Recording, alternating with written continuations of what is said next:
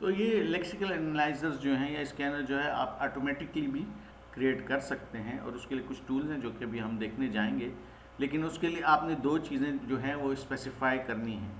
एक तो regular expressions, ठीक है, कि हमें किस किस्म के टोकन इस लैंग्वेज में चाहिए, इस लैंग्वेज में कौन कौन से, उसके लिए रेगुलर एक्सप्रेशंस।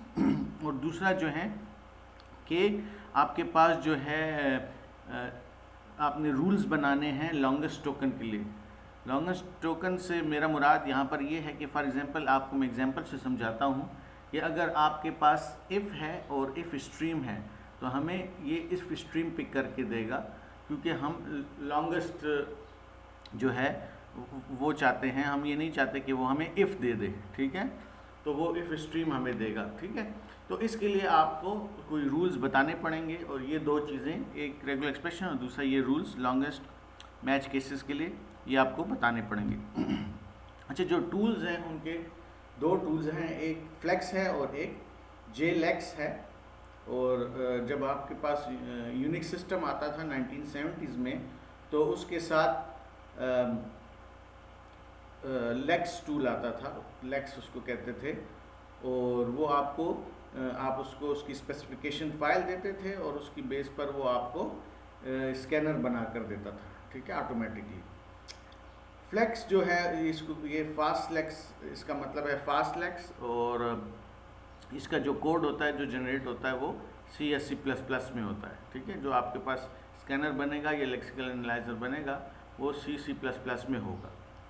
और जेलेक्स जो है वो जावा में रिटन है, और वो आपको जो स्कैनर देता है it is in Java. So how we can use Flex, or so we need a specification file. In the specification file you give all the details what you want in your scanner, and Flex reads this file, this specification file, and then produce a C or C++ output file which contains your scanner. The file consists of this specification file that you have to give to the Flex tool. It contains of 3 sections. The first section contains C and C++ definitions, C or C++ definitions, and it also has to contain Flex definitions. इसके बाद जो दूसरा section है, उसके बाद ये syntax है इसका, आपके पास %% जो है ये सिंबल है %%, और उसके बाद जो है आपने टोकन डेफिनेशंस और उस पर जो एक्शंस परफॉर्म करने वो देने, ठीक है। ये भी हम आगे जाकर देखेंगे कि टोकन डेफिनेशंस और एक्शन से क्या मुराद है, लेकिन ये इसका मेन हिस्सा है, जो 2 सेक्शन है ये मेन हिस्सा है, ये ज़रूरी है।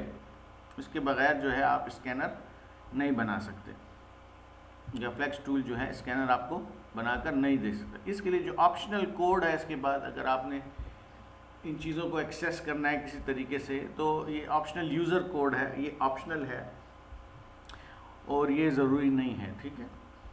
लेकिन अगर आपको ज़रूरत है तो आप ये दे सकते हैं। तो बेसिकली इसमें ये 3 सेक्शंस हैं।